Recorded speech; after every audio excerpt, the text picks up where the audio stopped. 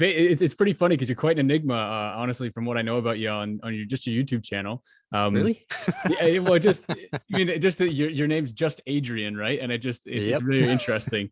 Um, but for everybody, welcome back to Dig Within. I am Rob Edward, as always, and today I have an individual who makes videos about natural, safe, effective, and easy ways to improve, maintain your mental and physical health and well-being.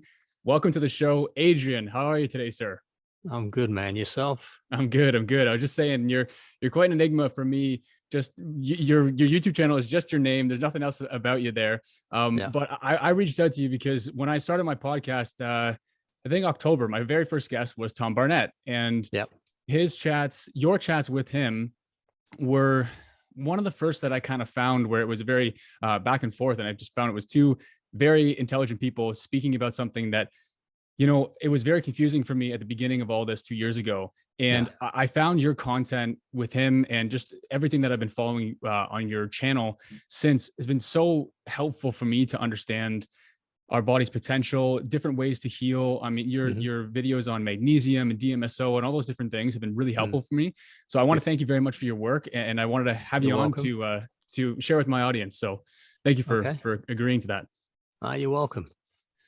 So how do we describe to people kind of what you do, who you are, and what your kind of overall mission is for what you're doing? Okay. Well, I think I mean I was thinking about that question before because it's one I've asked myself, and I'm just a regular guy like other men, and obviously women aren't guys, but it's when I have a problem, I just try and figure out what to do with it. I don't really trust the outside world. I don't trust the system because I've been on the wrong end of it for a while, many years back, and I decided to walk away from it. And the only reason I wrote my book about health, as an example, I never set out to write a book. My mother got sick. She died. It took 10 years for the medical system to kill her, basically. I mean, I know now she died from cancer, but they had a bigger hand in it, I think, with their barbaric treatments and experiments and all that. And I trusted that. And I decided that's not right. That can't be right. And that really then led me to making notes about stuff and trying to figure out my own health issues. And then when my girlfriend got cancer, I decided, you know what, I'm going to figure this out because it's just a problem. It can't be anything spectacular. I don't buy into the idea that they can't figure out what it is. They're causing it, they're creating it, or we're causing it, we're creating it. And that really, I started writing notes so I didn't forget things because it was quite a big topic. And I wrote more notes, and then people were asking for copies of the notes. And I did a big mind map, and that got bigger and bigger and bigger. And then I tried a blog thing, and that didn't work out. And I thought, I'll just write a book for myself. But I wrote it for me. But more and more people wanted to read it. So I started to give it away to people. But then I've worked out very quickly that what has no, costs nothing, has no value to people. So then I started to sell it. And that really is where it came from. And it's a little different in as much as I update it. So it's like a piece of software. So when I come across something new or I need to change direction on something, I write the new chapter in, and then I let everyone know. And whoever's bought the book gets a free update with the change log, so they can go straight to it. So that really, it was notes to me. It's not for anybody else. It's just so I don't forget stuff. Right. Yeah. And I was wondering, the ways of which people have uncovered this whole germ theory versus terrain theory stuff years before Yeah. people were exposed to it. Because obviously my first experience of this whole Yeah. paradigm shift was 2 years ago, but I was Hmm. aware of the sort of corruption and the darkness within Yeah. what I was in before, which was the entertainment industry. Mm. So when I was listening to people like Crow 777 for a couple of years then, and Owen Benjamin and those kind of guys who were Hmm. exposing those kind of things. So when this whole thing unfolded, it was like, oh, okay, so the whole pharmaceutical and health industry is all a lie too. So that's okay for me to kind Yeah. of comprehend. And I was genuinely take care of my health. I'm a young guy. I like to keep in shape and go to the gym and all Hmm. that kind of stuff. But I always find it fascinating. People talk about this, and then especially some of the more the more detailed things of the law system and things, your birth certificate and all that kind of stuff. And I'm like, man, Yeah. could you imagine talking about this before this COVID stuff? Would be insane. I was around all that stuff, and I had been for probably 2 decades. And I just didn't talk to people about it because there was no one to talk to other than you bump into someone. Sometimes you'd have a chat, but most people thought you had two heads and you wore some kind of tinfoil hat and all the rest of it. It's been really interesting in the last really 2 years because everything's changed. Yeah, so I'd been around it really because I was looking for answers. I had some problems to do with the business, to do with the police. And that's really what led me to realize the whole thing was corrupt. And then it was just trying to figure out my way to navigate this thing because it was very dangerous. But there was no one to talk to. It was hard to find any information about it. And so you just we cracked on. There was a small group of friends I have, and a couple of them were kind of onto the same page of it and figuring stuff out. But that was it. But in the last 2 years, and certainly in the last year, there has been this massive sudden awareness, which is great, because it needs to be brought into the people's knowledge, into their consciousness, so that it can be cleansed and dealt with, because it's just a problem. Yes, and when you're speaking there about just, I find that when people have these worldviews collapse, the problem is they don't know what they've ever built their belief system on. So it's a strange.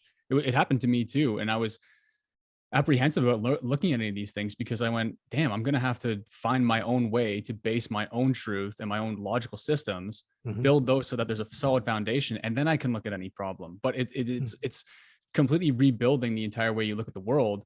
And I think, there's obviously ways that they've sort of, I suppose, constructed the way that we're educated in ways to prevent us from ever doing We're not that. educated, we're indoctrinated. Exactly. Yeah. And I was wondering if have you seen that in your life too? In terms of when you start to look at those things, you kind of have this whole conceptual shift. And I think that's why people don't look at these kind of things.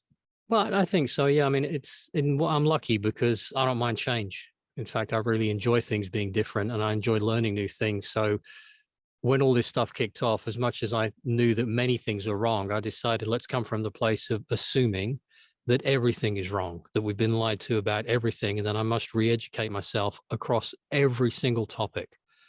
And with that kind of approach, for me, it wasn't that difficult to realize that, it's, excuse me for swearing, it's a fucking mess. But that's what it is. So you don't have to change your whole worldview. I think that will change over time. Just start with something simple, like realizing you don't catch things. Contagions a myth, that you don't go to school to be educated, you go to be indoctrinated. And you can just build up and build up and build up on that. And you can go as deep or shallow as you want into it. That's what I did. Some days I wanted to go deep. Other days I was appalled and repulsed. So I stepped back a bit. I've been mentioning it to a couple of my guests here. And I've been thinking since the change in, I guess, the industrial revolution, or whatever you want to call it, especially now with the technological revolution, we've referred to our bodies as machines and now as technology, when it's way more accurate to view them as an organism. We're in an interplay between us and nature. We are part of nature, and they're trying to tell us that we're not a part of nature. We are machine-like. And I think that's where a lot of this stuff kind of comes from, at least from my understanding, is this whole germ side of things, as opposed to the terrain. The terrain is basically more, it's more natural, it's more life affirming, it's more creator driven, meaning we are a creation and we are a part of this. We're synthesized between the two. I was wondering if you kind of found that with, I don't know, I think backdating it to where I can think that they kind of went off the rails. I mean, it's hard to really kind of nail that down, but the constant like dialogue, or the syntax that they're using is so machine and technology driven, and we can upload everything to the cloud and all that kind of stuff, and it's just totally against the organism that we are. You're absolutely right. It's interesting because you start to spot the words and the phrases and the systems and the processes where they're constantly reinforcing that. And if people just step back a little bit and start to think about it and get in touch with the natural world once more, I mean, it makes me laugh when I go for walks with people that don't get out in nature very much, and I'll stop and pick berries and pick this and pick that. And they're appalled. Well, you should buy that from the supermarket. So where do you think they get it from? It's the same stuff, except out here, it's a lot better. Yeah. And the same with the water. If the animals will drink the water, you're probably all right to drink the water.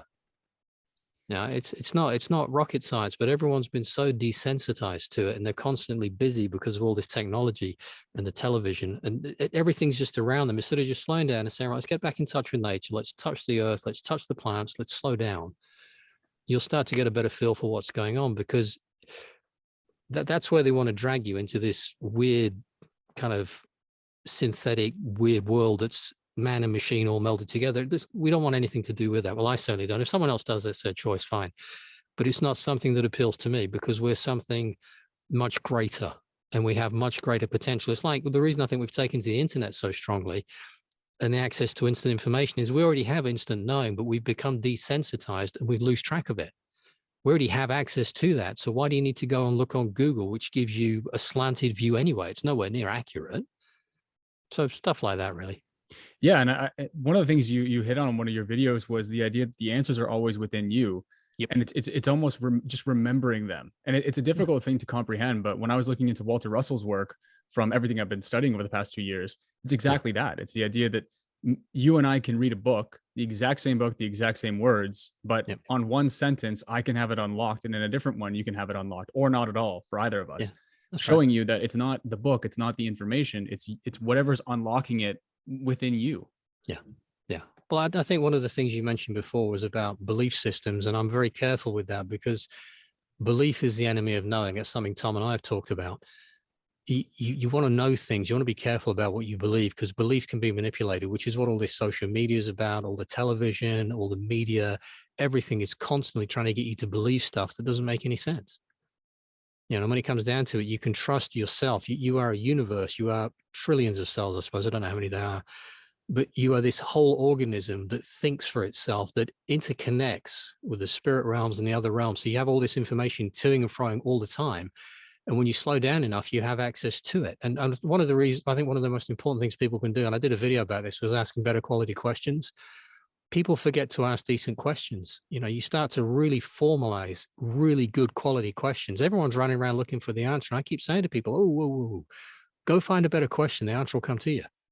That's really what it comes down to, I think, because that focuses things. I particularly love that video. I was just going to bring that up too, because that really helped me. I think you released that a year or so ago, and Yeah. when I watched that one, I was like, "Damn, that is so great!" And I got a book and I started to, or like a notepad, Yep. and I started to do that. And I stopped. I remember you mentioning that don't care about finding the answer. Just Yeah. write down the quality question and just leave Yeah. it. Or you Yeah. might never answer it, or it might just come to you at some point. I thought that was Yeah. so powerful. It's an interesting thing. I call it my magic book. I have stuff in there, and if I go back, invariably 99% of them have been answered at some point, but usually not one I expect. But the thing is, when you're chasing the answer, in my experience, and other people I've spoken to have had the same experience, that sucker's always got longer, faster legs than you have, and you wear yourself out. So, the question's like the lure, isn't it? You set the lure, you ask the question. I think of as you've got your brain. You remember the old antennas on the car phones? You used to have like a ball spinning and then a spiral. Well, if you look at your brain, it's like the ball on top of a rod. So why aren't we transmitting and receiving for information? We are, of course, constantly. We're interacting with the field all the time. So we have the ability to do that, but asking questions is the key. And I think that me and Tom touched on this in one of our talks, was the idea that it's almost like there's so many frequencies going on in the air right now with Yep. radio and everything else they're trying to put out there. Yep. But it's almost like you can't reach people who are tuned into a different frequency, much like you can't listen to two songs on different radio stations at the same time. You have to tune into Mhm. one or the other. And it's Mhm. like people who are trying to say what's actually going on in the world are trying to tell people who are listening to a totally different song, and they're just stuck on that radio station. Yeah, no, I agree with that. And there's a thing in NLP as well, isn't there? That within rapport, anything is possible, and outside of rapport, nothing is possible.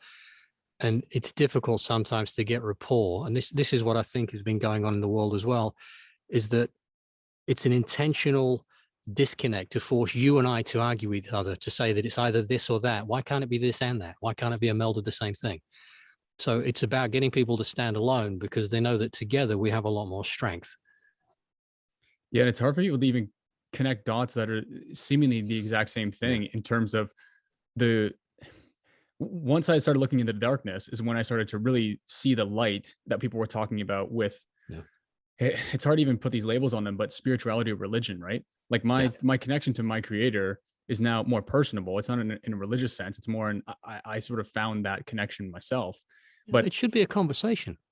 yeah, and I just think that it's like the same people who are saying people who are religious, they can't possibly believe in a God because it's so stupid because we live in the scientific method and all that kind of stuff.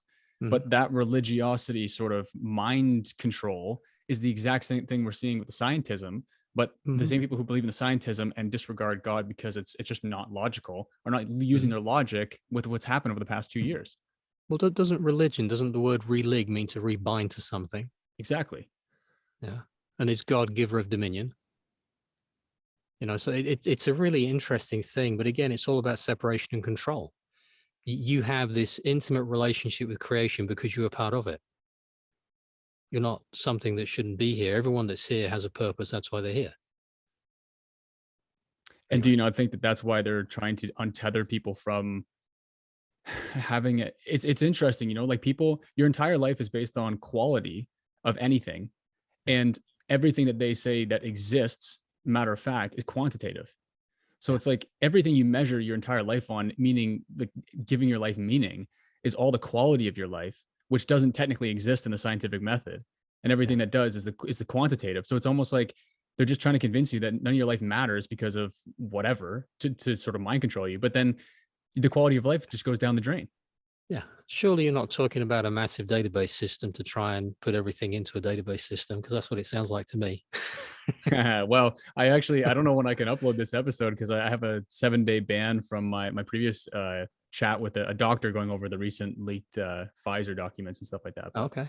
yeah, maybe I'll just kind of leave that one alone for now. But yeah, no, it's incredible to see what's going on. And even today, I had one of my friends tell me that they're changing some sort of real estate laws in Canada here now, to basically say like if you want to own a second home or an income property, it's ridiculous down payment that you have to have now, and you can't use the equity in your other homes and stuff. It just, again, it's just carving out the sort of middle class and taking away ability to, you know, And why are people listening to him? well yeah, exactly, yeah, yeah. They've clearly lost their minds. Why are people paying attention? Why are they saying, well, they have to do this, we have to do that? Have people forgotten that govern means to control, and meant means mind. So it's mind control. Mhm. That's all it is. And their paymasters are people like BlackRock and who's the other one? Vanguard. Vanguard, yeah. Yeah. And I suspect probably one owns the other. Yeah.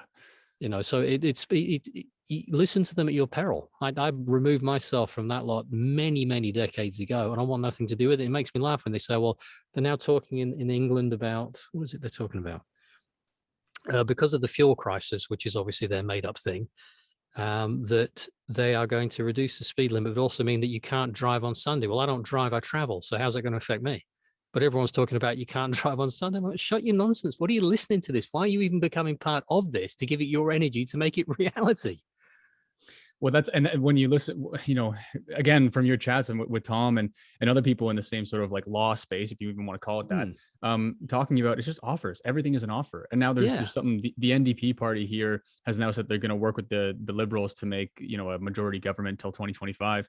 And all I can think of is like, that's just PepsiCo saying they're making a deal with Coca-Cola, and people are freaking out. It's like, you don't have a say in that. But if people don't know Vanguard and BlackRock own them both, so it doesn't matter.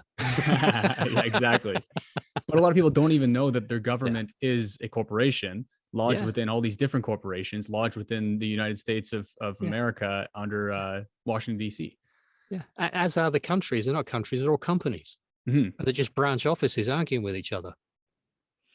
Yeah, and it's almost like when they release this information, they're just telling you, hey, we're making a merger. And then people freak out because they're trying to, mine your energy systems. But it's almost like they're just releasing a press release saying, hey, Disney is now using this animation studio as opposed to this one for X amount of time. And everyone's like, oh my God, I can't believe it. You know what I mean? It's you're not involved with that. No, and it keeps you distracted from what's going on in the background that does affect you. Exactly.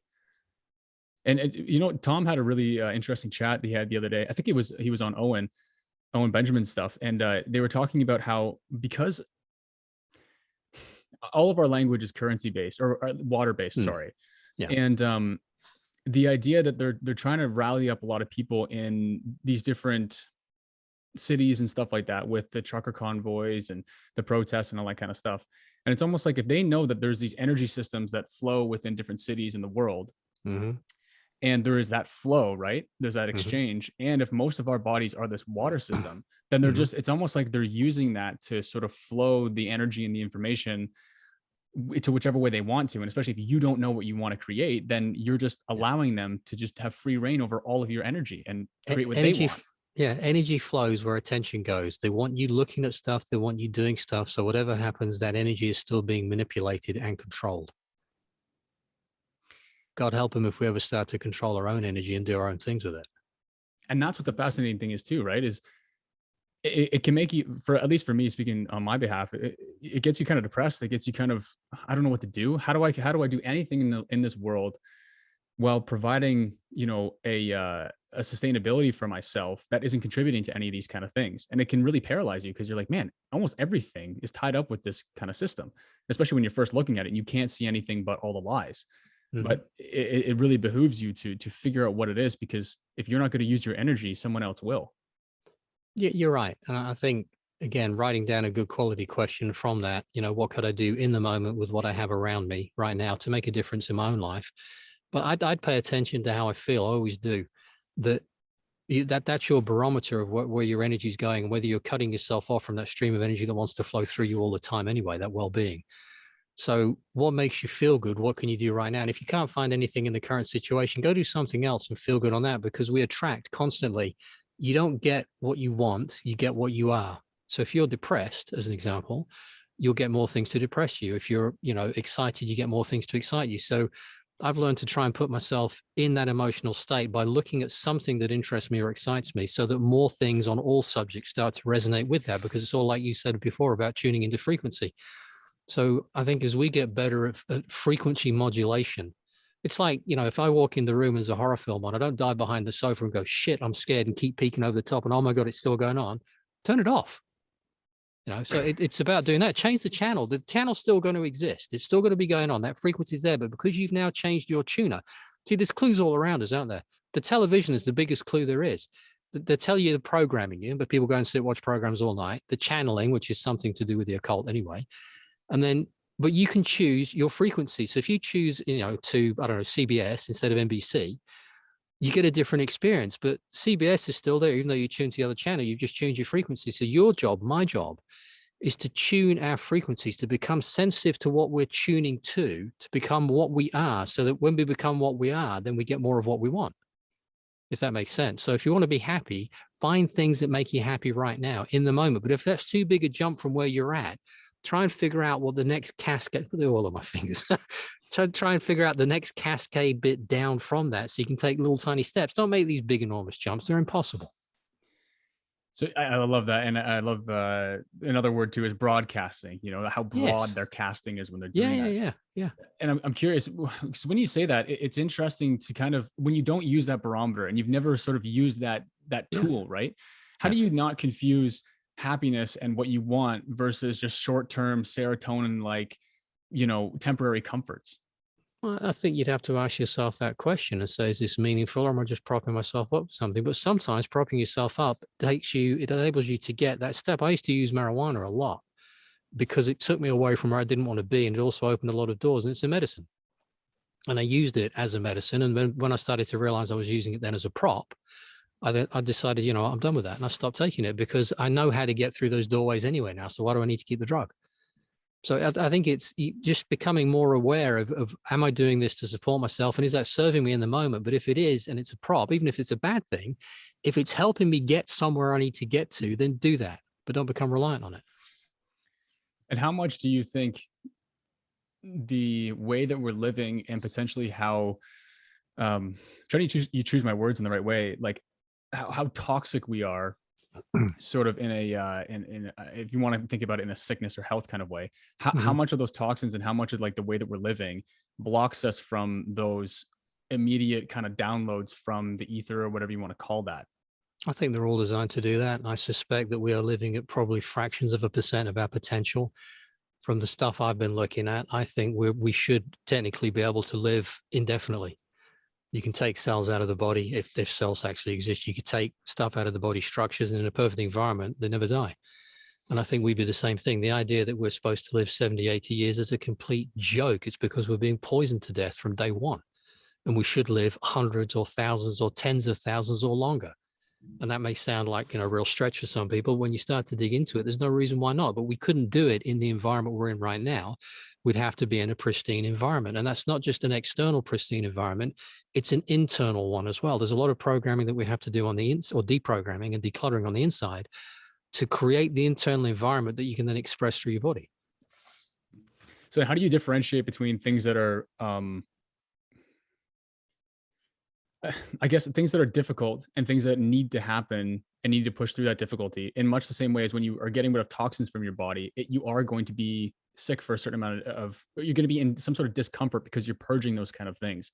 How do Mhm. you help people that aren't, um, I mean, built up, they haven't built up their systems in a certain way. They haven't used those muscles in a while where the difficulty can become kind of overbearing. I think just explore it. You know, I'm pretty careful about what I eat. I'm pretty careful about what I drink. I only drink distilled water. Um, and that literally is it. I don't have anything else. Um, even if I've distilled it internally myself. And it's a funny thing. You take little steps, find ways to. I don't like to push through things. I think if you're pushing against something, you're looking at it the wrong way. Find a way that you can pull it, because our entire body is not strong in the push. It's very strong in the pull. You know, so I pay attention to that and find ways that if that feels like a push, I'm not going to do it. I'm going to look at it and keep moving around, exploring ways. Is there a way I can look at this with a better question, that I can find a way that actually I'd be motivated to do that, rather than just actually drive through at this thing. And with regard to the health thing, you know, Amanda Vollmer's got some amazing stuff. Tom's got some good stuff. It's all about finding ways to help your body purge the toxins better. I had a huge purge back in October, 17 days I was ill for. Normally for me, I get your seasonal detox, your flu, and it lasts maybe 6, 12, 18 hours, and that's it. But this thing went on and got more severe and more severe. So I kept supporting it, nurturing it, fasting, doing more and more of that. I already eat once a day now anyway, but I took longer and longer on that. And the amount of junk that was coming out of my system, and I've still got weird aches and pains now from some of it, but it was amazing. I felt like I was in a completely different body because you cleanse so much stuff. And I think anyone that's watching this that has health issues, there's only three ways I'm aware of that you get sick. One is physical damage.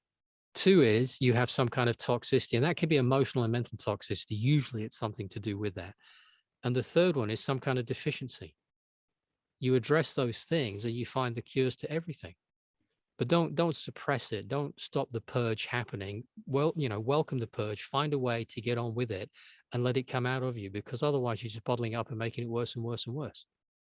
Yeah, it's interesting to have the conceptual shift of a sickness is simply a detoxing, and it's your Yep. body naturally getting rid of things that aren't supposed to be there. And the sickness is actually the healing mechanism. That's right. Yeah. Because I noticed I'm a generally healthy individual, Mm. and I started to kind of, especially when all this COVID stuff came out, I was sort of like, oh well, it's not bad for me because I honestly I never really get sick. I don't do this, do that. But then I was kind of when I was listening to Tom, I think it was like, well, it's not necessarily the best thing in the world to never be That's sick right. because you're not detoxing, right? Because That's right.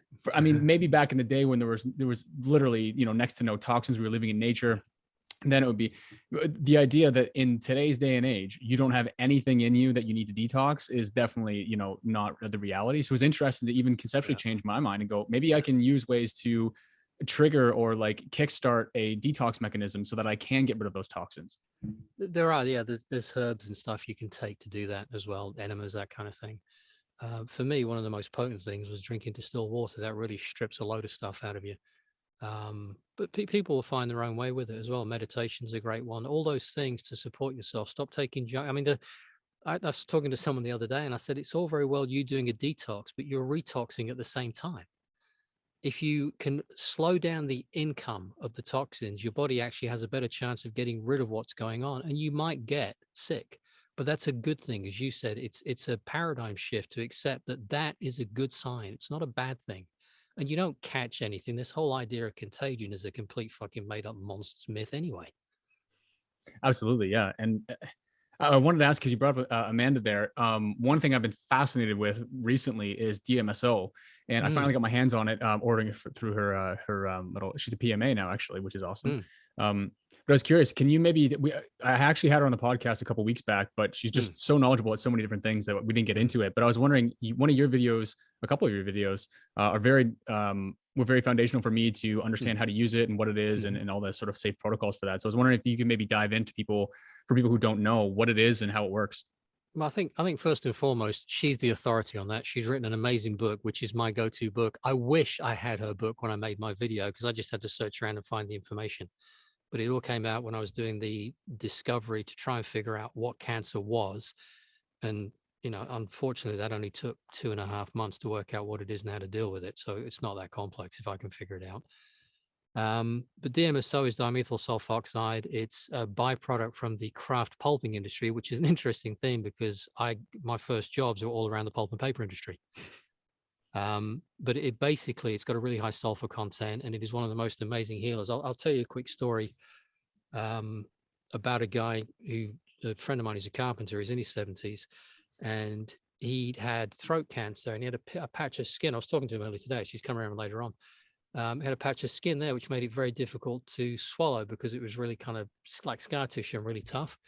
And he'd been talking about that. And I never told him about the DMSO and the magnesium, which got rid of his nighttime cramps and some other problems he was having. And he said to me a couple of days ago, he said, I meant to tell you this. He said, I put it on one night. And he said, by morning, it was 50% better. He said, bearing in mind, I've had it for years. He said, and I put it on the next day and it's gone completely. He said, it's completely changed the way I swallow again. So it's an incredibly potent thing. If you have a closed head injury and you can get DMSO into your system, it stops your brain swelling so you don't get paralysis. If you give it to someone who's having a stroke, it can prevent the paralysis from the strokes. I use it 5 days on, 2 days off. And I actually use it for my belly button because, you know, your belly button's connected to your entire system. That was the bit that your entry point into your body for everything, food, nutrition, and waste out, basically. So it's almost as quick as getting a needle in your arm. So I pour a little bit in my belly button, lie there in the morning, or just rub it in. And you can taste, it's like a garlicky taste pretty much straight away because it's getting into your system. But it is the most potent thing. And I've tried to narrow down the most important things I carry with me, so I don't have this massive apothecary, or apothecary, that's not the right word. I don't have it around me. I can get access to it. I know most of the plants now, I've got books on that. But I have DMSO, I have colloidal silver, and I have magnesium chloride, and that's it. Because pretty much I distill water, but those are the things that I can get by with most things and fix most things in myself with that. But yeah, DMSO is well worth looking into. The video I did, Amanda's videos, Amanda's book, Healing with DMSO, phenomenal thing, absolutely phenomenal. And that is my go-to resource on that. Yeah, it's you have to be very particular with it. And I purchased some with DMSO with colloidal silver, a whole thing of colloidal silver as well, and Mm, then an eye drop saline solution. I think it's with vitamin C, but it's a 20% mm. DMSO blend, and then a muscle relaxant, which is just, I guess, I don't think she makes it, but she has it on her store. It'll probably be magnesium and DMSO. I mix DMSO with a lot of things now based on her suggestion Now, is because it it makes you super porous. okay? Yeah. They Like, use it for driving nicotine into your system with nicotine patches. okay, interesting. Yeah, apparently. Well, because I was curious because like you have to be very particular with it because it can pull things into your system. So Yep. clothing and all that kind of stuff, you have to be very, very careful with that. But I was curious, something that I had was I'm getting back into the old fight gym and stuff like that. I do Yeah. jujitsu and some Muay Thai and stuff like Hmm. that. And getting back on that pads and the heavy bag and stuff like that, my tendons and my elbows and like my wrists and stuff like that were Yeah. really hurting me. And Mm. doing like bone broths and stuff like that to try and get some collagen in and toughen those kind of tendons up. But then I was like, oh, maybe when I get this DMSO, I'll rub those on my elbows and see what happens. And within 10 minutes of putting it on, it had that like natural kind of, I don't know if you do like icy hots or something like that, that kind of numbing Mhm. sensation, or like Mhm. tingly sensation. Mhm. But then I looked at my inside of my forearm because I rubbed it kind of all the way around, Mm. and there was a lot of like redness and it looked like almost like a rash kind of thing. Mhm. And it went away as soon as the kind of the DMSO was fully worked into my skin, which is Mhm. 30 minutes to an hour or something like that. But I was It's curious, is quicker than that that. yeah, is that necessarily like the detox mechanism coming out, or is it just your skin naturally reacts in that kind of way? I was just curious because It's probably both, I would think. Amanda's probably a better one to ask that question. I would certainly yeah, follow that with magnesium once you put the DMSO on because you'll absorb more of that because magnesium's involved in several thousand reactions in your body and we're desperately short of it. And also you might want to look at something like borax or boron because that you heard about that. I have, yeah. It's a Yeah. very interesting one too because it's something that you definitely hear is Insect poison poison can or rat poison, yeah. yeah. But it also is a major element in your bones. When I was doing some digging around for a friend of mine who had really bad arthritis, I found out that the places in the world that had highest natural water content were boring in the water content in the food supply had no arthritis. And the place that had the lowest, like most of America, has got the highest arthritis. And then I found a guy in Australia that had written a book about it. And then he tried to get a pharmaceutical company to make some pills. So they locked him up and all that nonsense. But yeah, that's another good one to have for joints. I've got some tendon problems right now because I'm doing too much work on the cars and banging into spanners and stuff. And you're hitting all the kind of carpal tunnels and everything.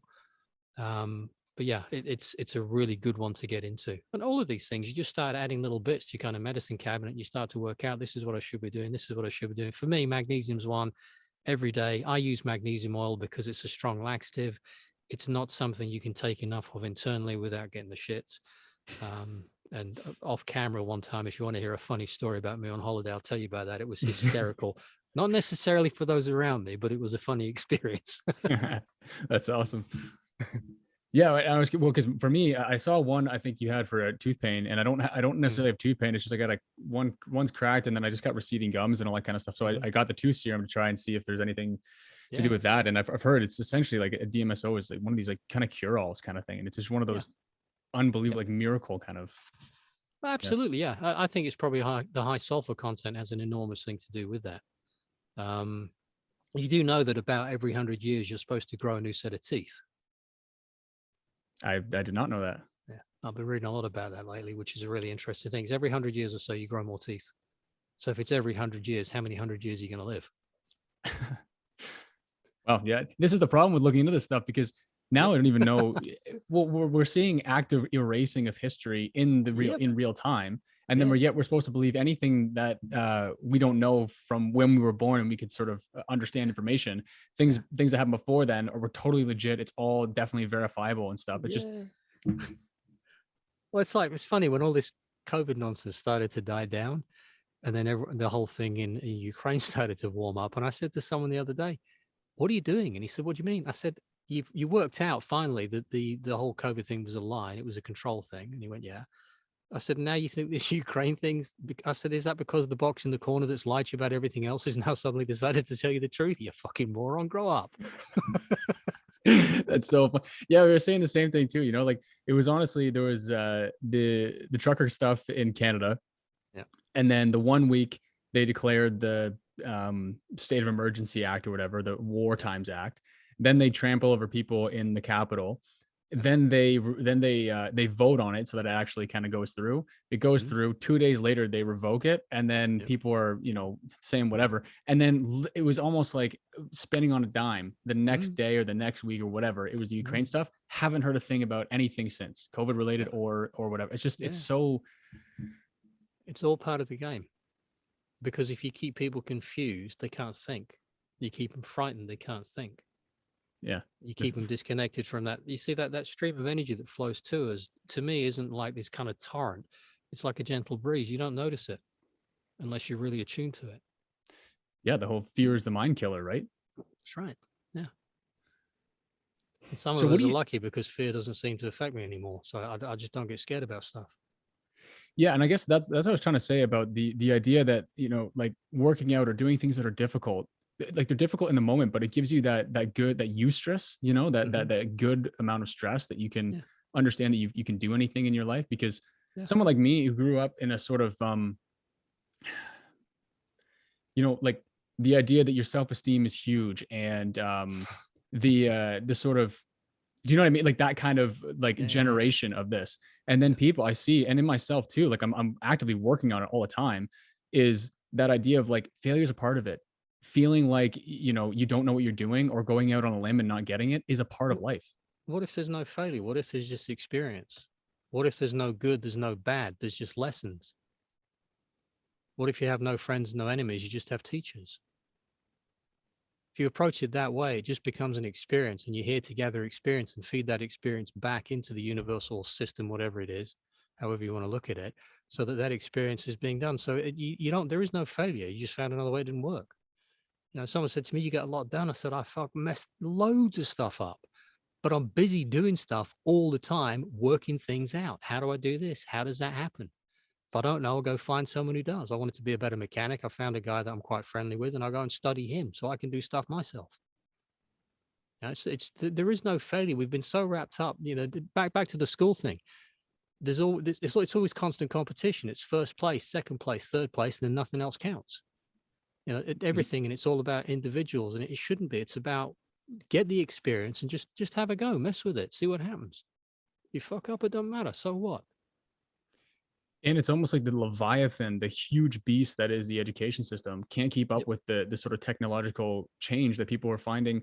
Like people are finding career paths in things that didn't exist when they were in school. So it's like, how do you then not like, again, it should be going back to this whole sort of trivium, quadrivium, and I guess more Steiner based approach of teaching people, which is just teaching people how to think and how to learn things. And then you Mm, can use that information however you want to. But obviously, we know it's an indoctrination, not an education. But yeah. it, Well, there's, when we started it, sorry, when we started my children off, children, it's the wrong word, my little ones, not little anymore, they're in their 30s. Um, they didn't go to school. We educated them at home. And when they decided eventually they wanted to go back to school for the social interaction, it was funny because we ended up speaking to the teachers because they were 4 and 5 years ahead of the other little ones in the school, not because we had a particularly difficult indoctrination where we were doing this and doing this. We simply found out what they were interested in and explored it. And that's what it should be. Because everything I've learned, I'm interested to learn. Like I'm just learning now how to make fuel, so I don't have to keep paying these stupid inflated prices they keep throwing down the line to us because it's not necessary. I used to mess with fuel years ago. Now it's a bit more important to do it. But you'll figure it out. You'll find someone who knows what to do. You know, if you're interested, explore it. yes. And I find that from my education too, even in the past 2 years of just diving into things myself and Mm, teaching myself how to think again, mm, I've learned more, and I can put pieces together so much easier now, yeah, where I was never taught how to think. It was just sit here and learn this, write this test, and then you're good to go, and then you won't have to come back. Just do it. You won't have to come back here. It's yeah, like, yeah, but yeah. I'm not taking anything I can use forward. And it's even this this whole kind of thing with like bullying and all that kind of stuff. And yes, it's not obviously great, but there is value, especially as men, to learn what your line is, what you're willing to take, say what your line is, and then when people cross it, you have to then sort of like a contract, you have to fulfill your end of the bargain there in terms of, Nicely put. yeah, it's like it would be. I just think there's a lot of value in that, and maybe it's because I'm getting back into like the I uh was bullied mercilessly at school. I was when we came back from America, I was put up a year and I was always the smallest, youngest, went through puberty year after everyone, stuff like that. And it was only when I did that and I decided, right, there's my line in the sand and no one's going to cross it anymore, that my entire school experience changed. And I wish I'd learned it years before, but you only learn stuff when you're ready to learn it. And if you're yeah, a that's a stubborn bugger like I am, it's, you end up suffering more. but again, you learn that suffering too, right? And it's Oh, almost yeah. like when we try to insulate that, it doesn't. It allows this sort of, and it's sort of what we saw the last 2 years, which is just you see people being absolute pushovers as opposed to saying, Yeah. no, this is none of Yeah. this makes any sense. This is BS. We're not doing any more of this. Yeah. Don't do any of it. I didn't involve myself in any of it. Lockdowns, masks, nothing. Wasn't interested. I just carried on with my life. Mhm. The only good thing I found, well, one of the good things was because no one else was driving, it meant I had clear roads and I could drive the way I like to drive because no one was about. Yeah. Well, it's interesting looking at the things that you knew, and you've spoken about a couple times on some of your videos with the law side of things, and the Yeah. fact that everything is contracts and everything is Yeah. just essentially just contract law, essentially, Yeah. and realizing that once I started to understand that information because it's something that is totally new, a new data Mm, set. So like I mhm, couldn't even comprehend it. Then I started to put together the pieces, and then I started listening to what they were saying on the news and stuff, and I was going, "This mhm. is all just offers and con." Like you Right. can listen Yeah. to them say it. Yeah. That's all it is. And once people start to wrap their head around that, and I'm always careful with people on that whole side of things because a lot of people think they can just go and get some kind of template. And like I said to a guy recently, you're going to get yourself into terrible, terrible trouble if you don't know this stuff before you start to yield it, because the sword will be turned back on you before you know what's going on. That's exactly what happened to him. Mm. But when you start to get your head around what it really is, and it's just an offer of contract, and you are within your rights to either do a conditional acceptance or decline your offer, then all of a sudden the game changes and you will be left alone. And it might get difficult. They may try and push you a little bit, but you'll largely be left alone because you're too much fucking trouble to deal with. They won't even let me in the courtroom locally now. Oh, really? Yeah, yeah. I had a issue to do with driving without a license for 7 years because they'd revoked it because they couldn't get hold of me, and I just put it back on them and said it's your problem, not mine. You've created the controversy, I haven't.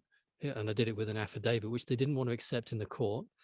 And the judge came out and said, "We're not accepting. We're not allowing you to witness that in." And I said, "Well, I don't give a, give you a hoot, basically." And they tried to get a security guard to take the camera. I went, "Don't do that. this is my property and I'll defend it. And with respect, looking at you and looking at me, we're both too old and one of us is going to win. It ain't going to be you. So, so it went in. I went to the court and the prosecutor came out. We went to an ante room and had a business meeting and settled the terms, which was nothing for me. And that was the end of it. I said, I'll follow you back in the courtroom. And he shut the courtroom door in my face and slammed it and left it in the hall. So I stood looking at the door. And he came out and said, right, go home. We're done. And that was the end of it. Mm. You know, so if you wrap your head around what it is and how to make it work, and in that example, the affidavit, you've got 3 days to respond. I put it in 3 days before. It has to be responded to by another man or woman with an affidavit, a sworn statement of truth, which no one could do because no one was acting as man or woman. So it was finished. So the judge didn't have anything to judge on. It's done. He's just an administrator. So you start to wrap your head around how the processes work, and you become better at managing your affairs because then you're acting as an adult and they don't need to deal with you anymore. So just like you isolate yourself from that kind of group of You step out of their system. right. I don't need to play in your system. It's like when I got stopped a while back, he said, you know, would the driver and passenger get out of the vehicle? I just sat there and he said, I've told you to do something. I said, no, you didn't. I said, you said driver, passenger, and vehicle. I don't recognize any of those terms. And it became a really interesting discussion. And I, after about 10 minutes of talking, I won't go into all of it, but I basically said, unless you're going to charge me with something and you don't know who me is, I'm going to drive away, or I'm going to charge you with wasting my time. I'll put in a complaint against you, and 3 complaints, you're going to find out how to get insured. Would you like me to leave? And he went, yes, please. So I did. So. Right. Yeah. One of the guys I'm listening to a lot here in Canada is Dean Clifford. And he always talks about that, right? It's just an offer contract. And what are your terms and conditions? That's right. Yeah. And do it through the crack of the window. Don't open the window because you're inviting them in. But it's learning to do, and don't go around thinking it gives you the right to be a complete muppet and an idiot and be awful. Stay honorable and act within honor, but know how to stand your ground. Root yourself like a tree in the ground. You're going to blow around. You might crack a few branches off, but you stay rooted to your position, because he who leaves the battlefield first loses by default. So don't leave. Right. Do you feel like there's some sort of critical mass hitting that, that kind of 100th monkey idea? I think it's already well past that. You think so? Yeah. Yeah, I do. I think it's been well past it for quite a while. And we're just seeing this whole thing kind of spin itself out now because it's getting more and more ridiculous. So I think people just need to stay the course, make sure you got food, you got access to water, you can get your own power if you need it. Keep yourself, you know how to look after yourself, basically, and work in small communities. That's what we're supposed to do. We're not supposed to be part of this global nonsense. You know, at best, you can probably know 100 to 150 people well enough that you know what they like, what they don't like, what the strengths and weaknesses are, and where you fit with them. Anything more than that's ridiculous. Yeah, well, I look at these YouTube stuff and the followers, and I can't even wrap my head around the numbers. It makes no sense. Right. Yeah. It's interesting thinking about the whole people pushing to homestead and all that kind of stuff, which it's something that I'm working on as well. But I'm very conscious of the fact that, even especially up here in Canada, where we're still essentially in winter for like 6 months of the year, it's, never before, even if you take the history books into account, but we were never islands, we were never isolated in these different pockets. We all, like, especially in Canada, like, you had to be a part of a community to even survive the winter because you couldn't do it yourself. And I'm just like, one of the things that my mind's kind of still trying to comprehend is this idea of stepping out of the system and all that kind of stuff, but also, like, we all have to kind of be together in this. And I still feel like, yes, there are people waking up, but I feel like a lot of people aren't looking entirely at the entire picture. They just know something's kind of burning in the kitchen. Does that matter? Get together with the people that can see it, even if it's only you. And then it might be you and somebody else and you and a third person. It doesn't matter, not a person, not a man or a woman. And then, just make sure you've got space for the ones that come screaming through the door when it all burns down because they don't know what to do, and you can welcome and you can look after them. We've got that job to do. That's one of the things we should be tasked with. But it doesn't matter. You only need you. As long as you can survive, you can help someone else survive. But you're right. You do need larger numbers. It helps. I'm in a community garden and I look out for the people around me as best I can. But it doesn't have to be perfect. It's like, homesteading would be fantastic. I don't grow anywhere near enough food, but I grow what I can, and we're growing more this year than we did last year because we didn't grow anything the previous year. So because I didn't really understand how to do it. So the community garden thing came up. I went down. I said, I want to join. They said, we have no space. I went, fine, I'll just turn up and work then. So I just turned up and worked, and then they said, right, would you like to become a member? I went, yeah. That all happened in the space of a day because I just grafted like mad all day and I kept talking to everyone. And so people can learn. If you can grow one mouthful you don't have to buy this year, you've taken a step towards where it'd be good to get to. And you may never get to the point where you're self-sufficient, but it doesn't matter. If you've got some skills you can trade with other people, just do little bits, bit here, a bit there. I'm not a big fan of putting loads of pressure on and thinking, oh, I'm never going to get here. I don't like all that because that shuts me down. What I like to do is what I feel like doing, what's interesting right now, let's go do it.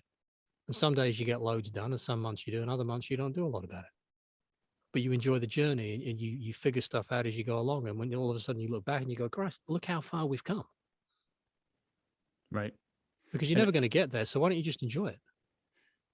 it's so funny. Everything I've been listening to recently have been very like a lot of synchronicities are happening right now. There's one I was watching. I like mixed martial arts and stuff like that. Michael Bisping was talking about how he would always get so angry before his fights and all that kind of stuff. And right before he was fighting for the championship, his trainer essentially said, "Look, man, like if you're gonna be a whiny little, if you're gonna be a little bitch the entire time and just bitch and moan and all this stuff, you're probably gonna only fight for this once. You're probably never gonna get this again. So why not just enjoy it? Just enjoy the process, and we'll just, come what may." And he went, "Fuck, like you're so right, yeah." And then he went on and he won, right? And he wasn't fighting with the anger anymore. It was just that fluidity and all that kind of stuff. And I find there's a lot of truth, and even in movies, right? One of my friends when we were talking about a lot of this stuff was like the truth in movies, and I find like 300 is an interesting example because it's just you only need a certain amount of people, and you can either whatever you want to kind of draw the correlation to, but it doesn't take that much. And what I gleaned from that too was it's about what's right. It doesn't matter if you succeed or if you fail. It's about doing what is right because it's right, and that's the end of. It's just, do you know what I mean? Yeah, no, I agree, and it's right. Everyone's doing what's right for them, even the people that are doing all of the crazy stuff and the dangerous stuff and the nasty stuff. They're doing what's right with them to feed that experience back, and it's gracious enough to allow them to do that. I draw the line when it starts to impact me and say, no, don't bring that to me. I don't want any part of that. Thank you. And if it comes, then you defend it a little bit stronger, but it's always about being measured in your approach and enjoy the journey. And when things really go fucking tits up and you fall and smash your face on the ground and you're all cut and bleeding, I usually burst out laughing and go, well, that's not quite what I expected. It's not really what I wanted, but it's been interesting. Let's crack in and try and avoid doing that again. I ran down the stairs the other day and I hit my head on the step coming down, and I knocked myself back, hit the back of my head on the thing and ended up in a heap on the floor, laughing to myself. And my girlfriend went, "You're nuts." And I went, "No, that actually was really funny because I should know better than to do shit like that at my age." Right. Yeah. Yeah. And Yeah. I think people should lighten up on themselves as well. They're way too serious. Lighten up. You're never going to get out of this alive anyway, so you might as well enjoy it. Yeah. No, I love that too. And I've been thinking about a lot of people saying that what happens in the world is also an inter reflection of what we're going through internally. Yeah, exactly. So you can't change anything outside of you because there is no outside of you. You're projecting everything. So if you want to change anything, go inside and change your relationship, what's going on out there, and everything changes from that. You'll waste your energy trying to change the system, which the system knows. That's why the system wants you focused on it, because it's right. just it's a dead end. It ain't gonna happen. And I think it's a lot. It's becoming intentional with what you do and what you support too, right? Because there's a lot of people that have their money in a lot of pension funds and mutual funds and all these massive portfolios that are funding all of the shops or whatever that are moving into the cities of which they frequent. And then even though you're going to the local juicery or bakery or whatever, you're actively funding for all them to be essentially foreclosed upon because what you're actually invested in is taking them away. That's right. That's right. Yeah. Yeah. Pay attention to what you're doing. And money is just captured energy anyway. I was talking to someone about that the other day. He said, no, it's not. And I said, really? I said, so what do you do 50, 60 hours of the week? Is it something you really love doing? He said, no, I have a job. I said, so someone has captured that energy to give you pieces of plastic back that say have value, which has no value and is being eroded all the time. It's a capture of energy. That's all it is. Getting you to watch a program on the television, it's a capture of energy. Getting you to watch the news, it's a capture of energy. Getting you to believe something's going on based on what they're showing you is a capture of energy. That's all it is. We create reality all the time based on what we focus on. So be careful what you focus on. Be careful what you tune to. That's been my approach anyway.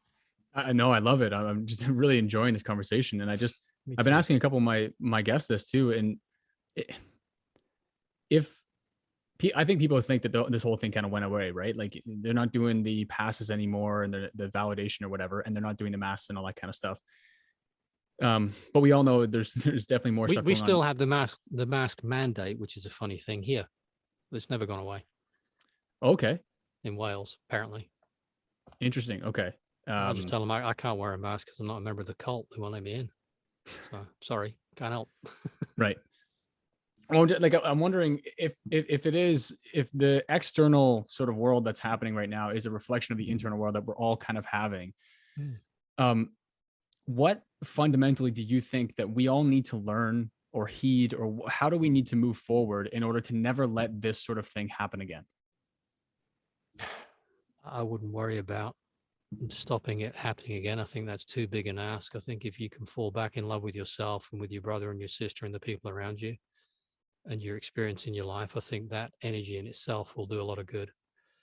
Um, I don't really try and think, well, how can I make a difference here to do this? I just speak what's on my mind and what's on my heart, which is why sometimes there's content and other times there's not. I pulled some of the content as well because I started to think people were saying, oh, he's this, he's that, and they're hanging on every word. And I'm like, get your own words and your own thoughts. Leave me alone. Right, and that's what I love too. Is the Yeah. empowerment to the individual, saying, "Make of this what you will," but this Yeah. isn't. You shouldn't Yeah. use this as the truth. No, it's my truth. It's like, when you go into the courtroom, they say, do you swear to tell the truth, the whole truth, and nothing but the truth, so help you God? If you say yes, you are dead because no one knows the truth. All you know is your truth. Hmm. That's why you ask that. They're asked that to trap you. But yeah, everyone should find their own version and then feed it back out and share information and knowledge and wisdom and all the rest of it. But I would concentrate on you and put your relationship with you right, with your creator and creation right. And if we all did that, this thing would be finished. So is that what you see? Is that what you would like to see in the world? Like, say, what is it that you would like to see us move into, or people to heed or to learn? What would that be, and what would that look like? That's not really a question for me to answer. I can only answer what I'd like in my life, which is to be able to do what I want to do when I want to do it with who I want to do it with. And not have to spend time looking over my shoulder thinking about I need to sort that out and protect myself from that, help my family with this. But I think that will come. I already think we're headed in that direction anyway. And it might take 5, 10, 50, 100 years. I don't know. But at some point, this weird experience, but it had to be an experience. It had to happen. Will have finished, and it won't.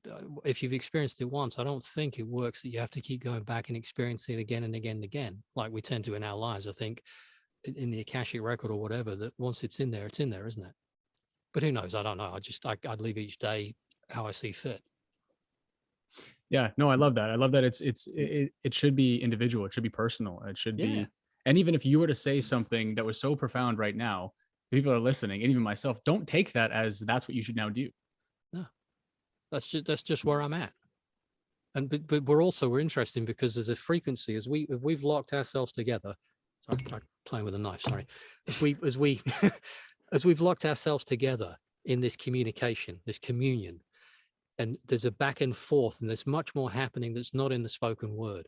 But we're also, I'm so grateful to you because you're prompting me to say things that I need to hear. That's why I've got one mouth and two ears so I can hear it. And you're saying things you need to hear, but also, the whole thing. There's so much more going on here than just, a nice chat. There's a lot more going on. And people, I encourage people to get out and have proper conversations. Stop this texting nonsense where everything's misunderstood. Get out and speak to someone. Go and just connect. Go hang out. Go do stuff. Talk. Ask questions.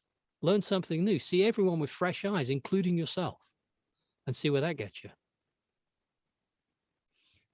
With all of that, and if everything is an offer to contract, Hmm. what, with everything that's happened over the past 2 years, or however long you kind of want to extend that time frame over, what do you think the offer is right now that we're being offered to contract for? Do you have any? Does that make any sense? Yeah. Yeah. I think for me, it's about getting that kind of freedom back to do what you want. That's what the offer is. And are you, do you want the offer? Because if you do, you need to let go of all this other stuff that you've bought into, that you've accepted, that you've tolerated. And therefore you've had a hand in creating it and furthering it because you put up with it. So for me, I'm spending so much time in myself, working on me, letting go of stuff that no longer serves me, and working out how I can better serve myself and those around me, and to serve creation. So for me, that's the approach, because I think that's where it will take me to where I need to get to. I don't necessarily think it will take the people around me there, because they're having their own experience. I can only take me where I'm going to go. I'm thoroughly enjoying this conversation. I just want to be mindful of your time here, but what time is it? I don't know. It's just past. Well, it's just past 1 on my end, so probably 5 on yours, maybe. Okay, yeah, I've got probably another 30 minutes. I need to go do something. I've got to finish putting a water pump and a cam belt and a tensioner in a car, because I built a Volkswagen Golf, a 20-year-old Golf for my daughter, and I turned it into a bit of a hot rod for her. And I'm doing the same for me now, but I need to get the thing ready for test on Friday, so I've still got a fair bit of work to do. Wow, really? That's awesome. It's they're good cars, and I know my way around them now. So I got a really. I've always been good at fixing things. I got an urge to buy a load of tools, and I follow my instincts. So I bought all sorts of expensive tools, and then I got an urge to turn the garage into a proper workshop, which I did. And then all of a sudden, things started turning up that needed fixing. I was like, "This is great," which is one of the reasons my hands are sore. Yeah, well, I was curious when you were just saying that too. I was wondering, like, there's certain things. When you're starting to listen to people who are offering some more of these more deep conversations and stuff, at least for me, I was tending to just do whatever they were, I guess, doing, or whatever their tips and their tricks were for being in touch with yourself. I would try those and then heed whatever kind of naturally came to me. And I'm wondering, with you just said that you had an urge to buy these tools, and sometimes now that I'm trying to get more in tune with these things inside of myself, sometimes if I usually don't try, just do it. Yeah, trying to just don't try, because you get what you are, not what you want. So if you say I'm trying, you'll only ever be trying. Right. If you say that I'm much more in tune, and I'm becoming more and more in tune with all these things, then that's what you are. So what, if I may offer you the advice, be mindful of what you are and the language you're using defining what you are, because that will determine how long this process takes. But it may be that's what you need to do right now. I don't know. Well, right. And this is one of the reasons why I started this show here, and just in general, is to focus my attention more intently on an individual conversation, but getting better at sometimes these things, when you're putting these out there for people to listen to as well, you want to be able to give good quality conversations and not be tripping over your words, not be doing, you know what I mean? It's not just as fluid as if we were in the pub and we can just talk about, Isn't that funny? Because I just wanted to have a chat with you. Well, right. I don't care who's watching it. Right. I guess what I mean too is that it's an opportunity for me. We would have never been connected had I not started this and done this, right? And a part of that is just getting the opportunity to formulate these things in a way and ask these questions that I have for myself to someone who I feel inspired to talk to from what they're putting out there. And it develops this sort of relationship within myself as well to form better questions, to form better formulations of thought. And what you just said there, and what you kind of caught me on there, was a better way that I can move forward in my life to try to encapsulate myself and listen to myself in better ways, and then be able to formulate words to then express that in better ways. Okay. Yep, I'd go with that. Right. Question is, am I really here, or am I just a representation in your mind of what you think I am, so that we can communicate? Well, I probably wonder, was I smoking weed before this, or were you? I haven't had weed for 3 years now. Yeah. Yeah. Don't need to. I know the way back. I can jump in and out of those doors anytime I want, which is awesome. Same with DMT and stuff. You can take the same trip. You just don't need the stimulant anymore.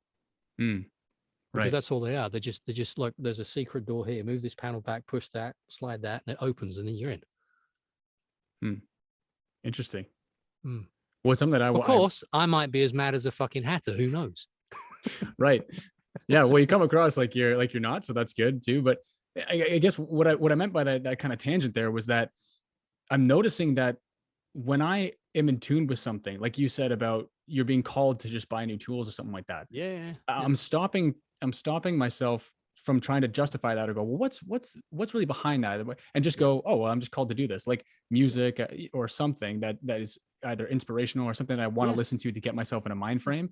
I'm not going, oh, well, should I listen to this? Because this is this frequency now that I know things yeah, about yeah, frequency and yeah, yeah, cymatics and yeah. stuff, and just go, look, you're being called to this. It's an intuition. Follow it. That's right. I think I was talking to someone about this the other day, that we are intentionally trapped in our minds because that's where all this experience is. And we're trapped in there, in that hologram or whatever, that it's to stop us feeling that, to stop us acting on those impulses, to stop us trusting those impulses. Because anytime I've tried to rationalize, tell rational lies to myself about everything, it's been a royal mess. And anytime I've acted on my hunches, followed my heart, it's actually worked out really, really well, far better than I can imagine. And one of the things, it's a blessing and a curse with me, I've come to understand is that, or to understand, because I don't stand under things, is that I can fix things, but perhaps I shouldn't fix things. Perhaps I should just wait around and see what happens and just stay focused on the place that they're already sorted. And invariably, better things happen than I could have possibly ever figured out a way of doing. So it's an interesting journey for us all right now. Yeah, and that's, I guess, something that I was, over the past 2 years called to is like I didn't really know what to do or how to make sense of anything going on, Yeah. and I just kind of just waited and just saw Yeah. where my attention was being pulled and Yeah. or where my intuition was just leading me. Yeah. And it, ever since I made certain jumps like this one and other ones in my life, it's not even that um I'm not at where I want to be or anything like that. It's more like I'm just content where I am currently. And Yeah. it's a very interesting feeling because I guess it's one that we're not really taught to cultivate that much, and it's almost strange to live in once you start living in a different way. Yeah. But isn't that the way? Because I feel that the past and the future are just constructs anyway. There's only ever now, this moment right now. So if you're dissatisfied with now, you're going to be dissatisfied with everything. So if you're content with now, there's nothing wrong with being content with now and wanting more, because I always want more. There's always more experience to have. But I'm very, very comfortable with whatever happens, even if it's unpleasant, even if it's uncomfortable, because I know it's serving. But it is an interesting thing when you become really comfortable with nothing and you don't have to have anything to make yourself comfortable. It's just right now, yeah, I'm cool. That then leads on to all sorts of really profound things happening. How important is it to develop that trust with yourself or with, if you want to call it source or creation or God or whatever, how important is it to develop that trust of saying, I'm just going to jump and I don't care where the ground is, but I'm going to, have faith, or I guess, I don't know if that's even the right word, but just that, how important is it to have that sort of ability to go, I don't care what the outcome is. I'm just going to do and it'll work out. Well, I think it really depends on what you're trying to accomplish with your life, doesn't it? For me, that's very important. But for someone else who's exploring the theme of it's important to me to be controlled, to do what I'm told, it wouldn't work, it wouldn't serve what they're looking for in their experience of life right now. So I think it's a very personal question. For me, yeah, it's hugely important to do that and to continue to do that, and just to trust myself, to trust creation, to trust my relationship with that. But if I was on a different path, it wouldn't serve me, so then it wouldn't be important, would it? Yeah. And it reminds me what you were saying earlier about no good or bad. And Yeah, the idea that we're all kind of having the experience we need to have. And people who are yeah, caught up with, this is so horrible and these people are doing this and they're not allowing me to do this and that with my life, is keeping you in that same construct of something is controlling you. that's right. Which is what it's all about. That's what they want, this idea that everything outside you controls you, and nothing outside you controls you. You control you. I was talking with someone earlier on, and he was really wound up and cursing and vexed, and this has happened, and how fucking dare that? I went, wait, there's no one inside you pushing the anger buttons and pulling the levers. You're doing it to yourself. Let it go.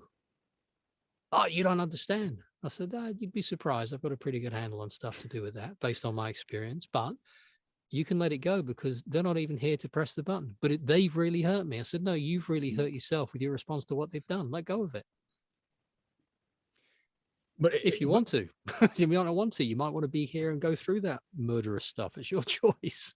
yeah. And I think that maybe the difficulty is that this is one of the things that I'm finding, and it's very interesting to move through this, is understanding exactly what we're talking about here, but also Mm. the idea that we are in a physical construct as well, where we have to Yes.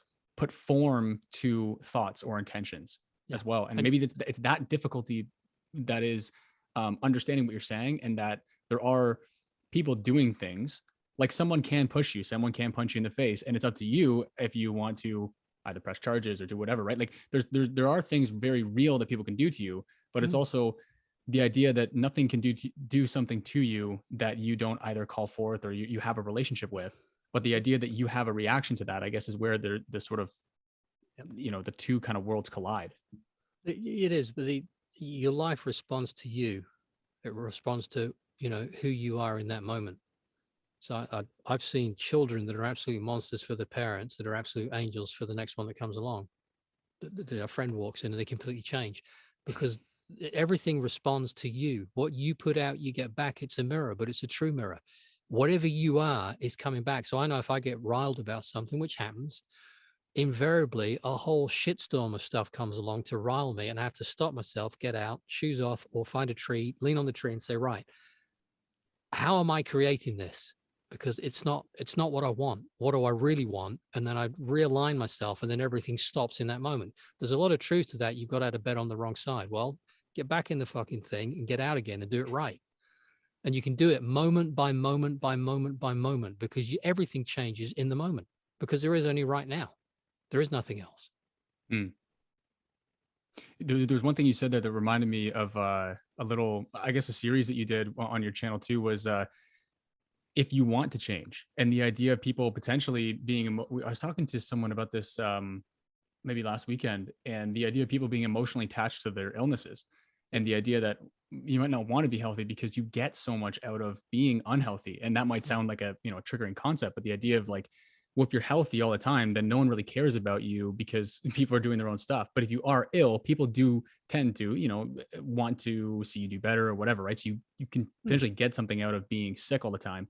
And you had a series of people who healed themselves from these seemingly Yeah. irreversible things. I was wondering if you maybe Yeah. wanted to touch on that kind of concept. Yeah. The reason I did that was really it's all to do with the germ theory, as I call it. It was really to get people to realize that only you can heal you. No one else can. No one's even interested. They might say they are, but they're not. They're more interested in the shit that's going on in their life. That's just the way it is. It's not a horrible thing. It just happens. So you have to fix you. So I wanted to reach out to people and say, well, how did you sort yourself out? You're an average guy like me. You're an average woman. What did you do? And a load of people came forward with some really profound stories about how they just managed to sort themselves out because they took responsibility. I've talked with Tom about this. When it comes down to it, it's all about self-reliance and self-responsibility. You've got to take responsibility for everything that's happening to you, because it's not happening to you, it's happening through you. So when you start to change you, everything starts to change around you, and you will resolve everything. The physical body, it's very hard to kill someone. They're very resilient. They're capable of responding and healing and resolving anything with the right environment, which comes back to terrain. And those three things we talked about: physical damage, toxicity, and deficiency. So it's about, you can fix you, whatever's going on, work it out. Ask people, ask questions, ask yourself questions, and you'll figure it out. It's not complex. It's not difficult. If you're drinking loads of alcohol, smoking loads of cigarettes, and eating loads of junk food, don't be surprised if every once in a while you have a pretty severe purge going on. Don't be surprised then if the ones who want to control you snap a test on it and wrap a label around it that serves them, not you. Right. Yeah, no, It's it's not good. fantastic. And it shows one of the most fascinating chats I had here was Melissa Sell talking about German new medicine, Hmm. how important that work is as well, Oh, right? huge. Yeah. Yeah. Yeah. And Yeah. there was something, the doctor that sort of I guess discovered, or whatever you want to call it, that sort of knowledge, they effectively, the German medical board effectively said, we don't want to know whether or not your method is correct. Mm. It just shows that, yeah, no one is interested in you healing yourself. No, but there's no money in that. If I'm in the business of selling drugs, as a professional drug dealer called a doctor, and no disrespect to the doctors that want to heal people, because I think that's very noble, but you're in the wrong profession. You've been taught badly. You can re-educate yourself. A man is looking at doing that along with Andy Kaufman and stuff. You, yeah, you just need to take responsibility and crack on, because they're there as a business model to further suffering, to further, the consuming of drugs. Just like all this nonsense to get, there were several agendas going, one of which was to make a lot of money from putting loads of injections into people. So people should recognize that, you can serve yourself much better. Right. I think about going to the doctor. Would I have a rapist come around to look after my kids? No. Well, that's how I view doctors. I haven't seen one in 30 years. I get uncomfortable when I go in hospitals to see people.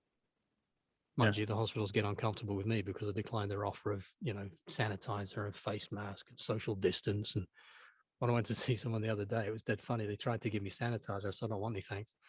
Why not? I said, well, do you have a material safety data sheet to show me all the toxins in it and what the effects on my body will be? No. Well, I can't have anything, can I? And when I went to the elevator, it said, what was it now? Only 2 go in. So the 2 ambulance people walked in. I walked in and the door shut. They went, can't you read? And I went, yeah, I read fine. So, well, did you not see that it said 2? And I said, yeah, there's 2 of you in here and I'm in here. So there's 2 of you. You're weird and you bought into this. I haven't. So there's still only 2 in here. That was the end of it. It was so funny. Yeah. Well, I was gonna mention that earlier in the chat too, of looking into this stuff and the law stuff, and even just people who are interested in these kind of conversations. It can be kind of isolating. I've definitely found it, at least my sort of age range, and then trying to find people who are in the same mindset to sort of build for the future and all that kind of stuff. It can be kind of isolating, because you just, when you don't want to put up with bullshit anymore, it's hard to to deal with people who don't really care that there's bullshit going on. Well, you're right. But at the same time, you can love and appreciate for the space they're in, and you can know that you can be the parachute and the safety net that they may or may not need at some point in the future. Mm. So, but yeah, I surround myself more times than not with people that have similar mindsets, because I find it more comfortable. But I try not to give a hard time to the others unless they're intent on trying to drag me into their world of bedlam and lies, in which case I'll decline their offer in however I see fit. Right. But it can be isolating, but it doesn't matter, does it? You're here. Yeah. You came in alone, you're going to go out alone. So sometimes during the life, you're going to be alone. Don't matter. Yeah. I think that's another thing too, is people are very uncomfortable with themselves. So being with themselves is very difficult. Yeah. Yeah. Yeah. Go camping on your own in the woods with nothing. That's an interesting experience for a weekend. That'll sort your head out real well. Yeah. You learn a lot about yourself doing that. Oh, So just to kind of wrap up here, I usually ask people this just in terms of keeping people on, an inspirational note, or just if they're in a certain space to sort of maybe help them out. And I think a lot of this conversation has been extremely empowering, but if people do want to find some sort of strength within themselves, or some empowerment solutions, and to find bravery, courage, and just be who they are in today's day and age, what sort of, any advice or topics or something that they can do to help them with that? Well, I think what I've said this to a few people recently, that you're here right now, and that one thing says that you are hugely important and vital to everything that's going on, and you have a very important part to play. Otherwise, you simply wouldn't be here. So just relax into it and try and find aspects of things that work for you, that feel good for you. If bits of conversation frighten you, don't go near them. Wait till they don't frighten you anymore. Wait to park them. I do that all the time. Certain things I go, whoa, it doesn't happen very often anymore, but it still does sometimes. So I park it and say, I'll come back to that maybe. Just enjoy yourself. Find stuff that resonates with you, that you feel good about, no matter what it is. It might be your fingernail. It might be an eyelash. I don't know what it is. Find something that feels good and focus in on that. Then find something else and something else. And before you know it, there'll be lots of things that please you. Well, I love it. And I love all the work you've done. And you've truly helped me wrap my head around a lot of things over the past 2 years. And no. You've helped yourself. You've managed to reach out and find the stuff that helped you. I've done nothing. There you go. Well, I want to thank you very much for everything that you have done, regardless. And where can people go to find you and keep in touch with what you're up to? They used to be able to find me in the pub, but I don't do that much anymore. I've got a couple of websites. The easiest one is fortheloveoftruth.co.uk. There's probably more than 500 blog posts, videos, articles, books. There's all sorts of stuff that I really, that's the best place to keep up to date with me. There's also a link to my book site if you want to have a look at that. But yeah, that's it. I'm on YouTube, occasionally put stuff on there. I'm on the other platforms, but everything on For the Love of Truth, you'll find everything on there. And that's the easiest way. And I appreciate what you're doing. Because I've been catching some of your contents and you reached out and you're doing very important work. So thank you for that too. Well, thank you very much for the kind words, and I will put all the links in the description for everybody to check out. And I want to thank you very much for your time, everything that you've done. And I really enjoyed this conversation. Hopefully, we can get you back on here a couple months and just touch base and go from there. Yeah, that's fine. I'd love to. Thank you so much. You look after yourself, brother. Okay, thank you. You too. Thanks. Make sure you send me those the files as well so I can put them on my channel. Yeah, definitely. All right. Take care, brother. All right, thank you. Cheers now. Bye-bye.